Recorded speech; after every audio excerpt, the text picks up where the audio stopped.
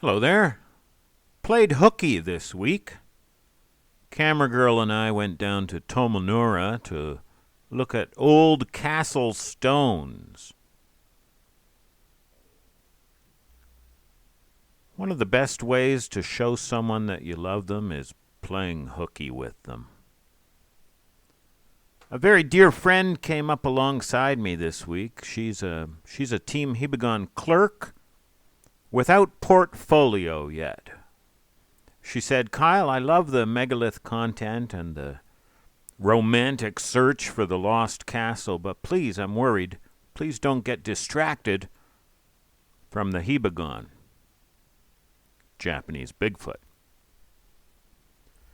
Well, because we don't have a budget and because of tyranny, we haven't been able yet to hold an international Hibagon Congress, except in my mind. So we haven't been able to sit down and hash out together a comprehensive Team Hibagon strategy. But let me share some of my thoughts with you. My own time up around Mount Hiba is very, very limited. Until we get an eccentric billionaire to bankroll us, it's going to be limited. Now, it's precious. It's very precious. Last trip, I think we found several evidences, you could say. My wife says evidences. I say proofs of current Hibagon presence. And I'm really looking forward to our next trip. I'm excited about it. But I want to leverage more. I want more leverage. There are living eyewitnesses up there that I'd love to find somehow and contact and interview. There are relatives of eyewitnesses. Somebody might know where this body is buried, or someone might have the crucial clue.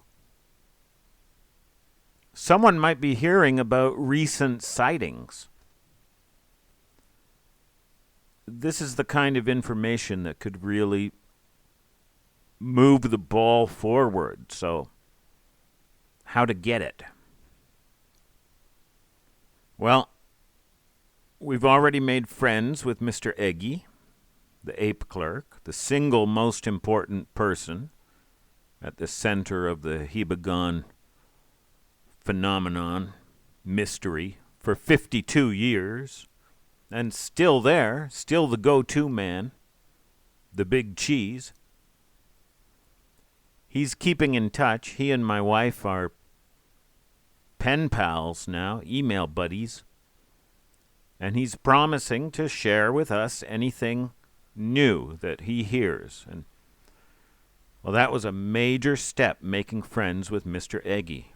We love him. Now, he welcomed us as strangers, total strangers, into his home, very graciously.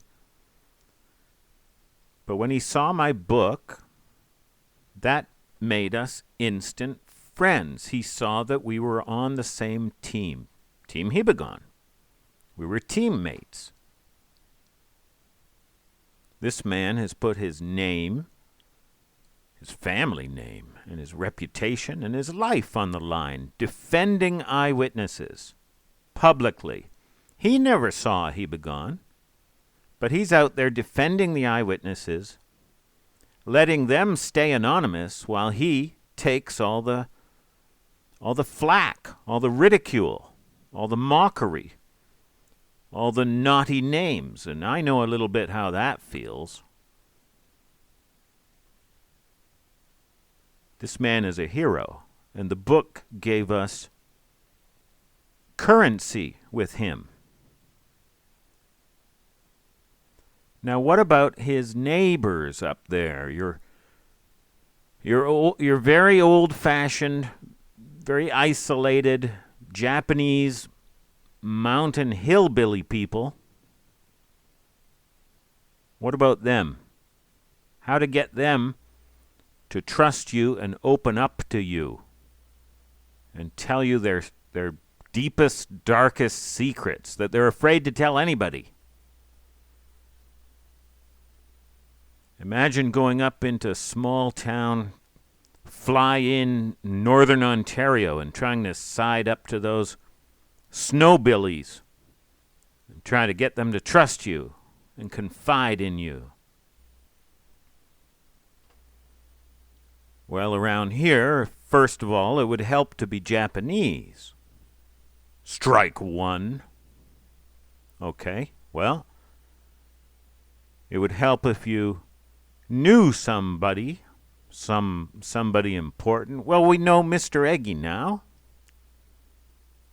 That's very important.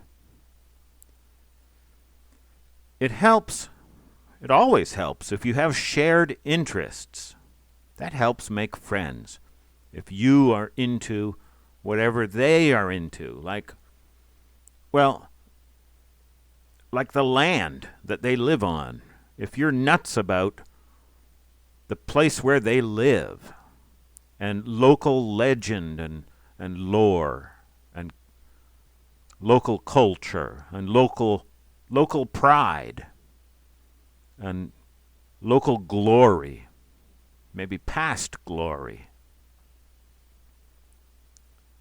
This local megalith discovery got us a free article in the paper. And that's so important because we don't have money to run ads.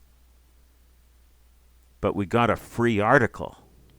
Now, in the article, it's an article about a megalith, but I urge anyone with knowledge of megaliths or forgotten or lost history or the Hibagon, I get the Hibagon in there, to email me, please.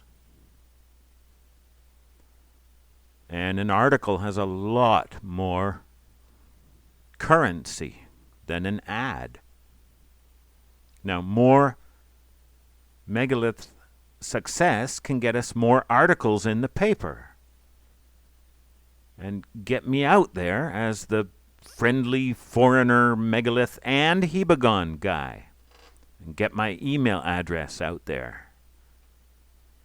And maybe someday someone will see and think, yeah, maybe I will tell this guy my Hibagon story.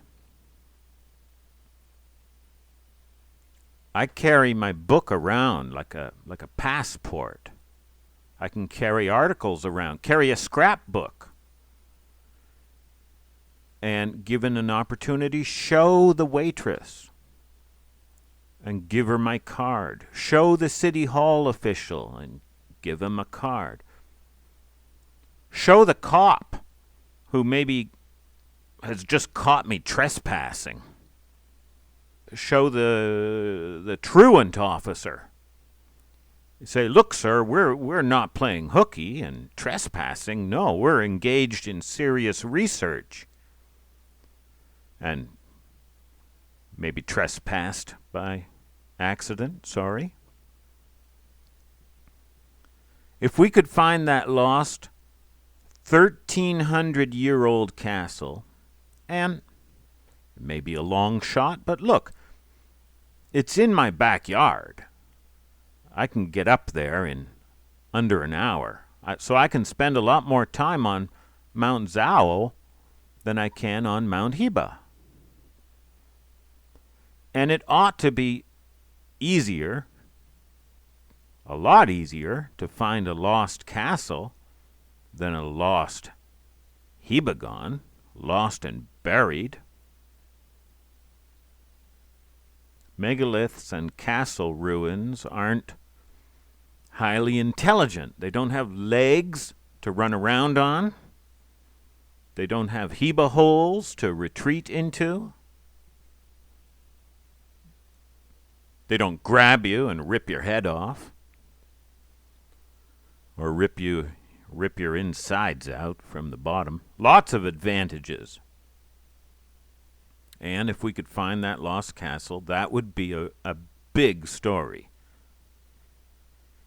And I don't want to get my dumb face in the paper. I want to get my email in the paper for free with an appeal to anyone with Hibagon information, because that's my real passion.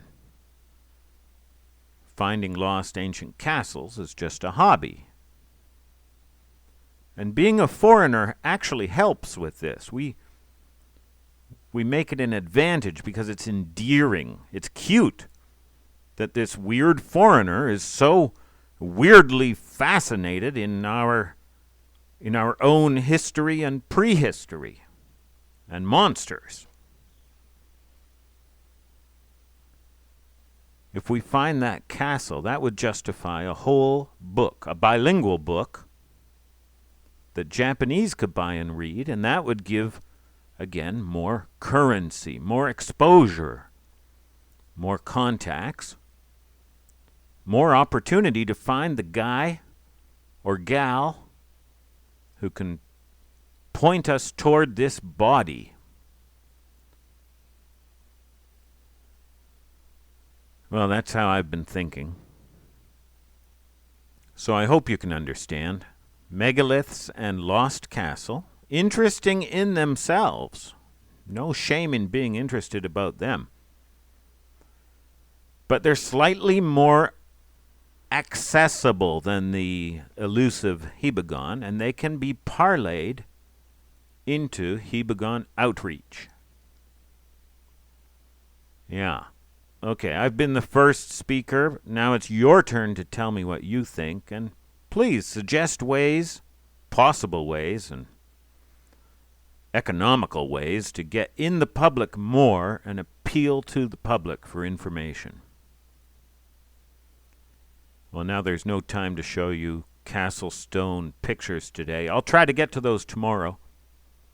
We want to study old castle stones so that we're able to recognize them, spot them, recognize them quickly in the field.